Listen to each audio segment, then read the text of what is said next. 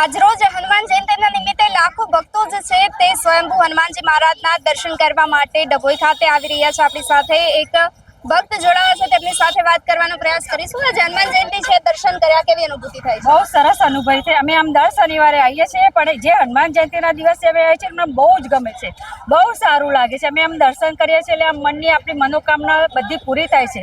એ દિવસે બાપાની દાદાની બર્થડે હોય છે, કેક કરે છે, મસ્ત 12 વાગે આરતી થાય છે, વરઘોડો હોય છે અને લાખો ભાવિકો જમે છે।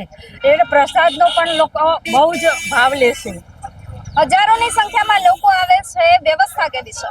બહુ સરસ વ્યવસ્થા છે, બહુ સરસ। એટલે આજ તો હું અંદર જઈને ફરી, મને બહુ ગમી। ત્યાં ઠંડી છાશની વ્યવસ્થા હોય છે, આપણે ફરારી ચેવડાની વ્યવસ્થા હોય છે, બહુ સરસ વ્યવસ્થા હોય છે।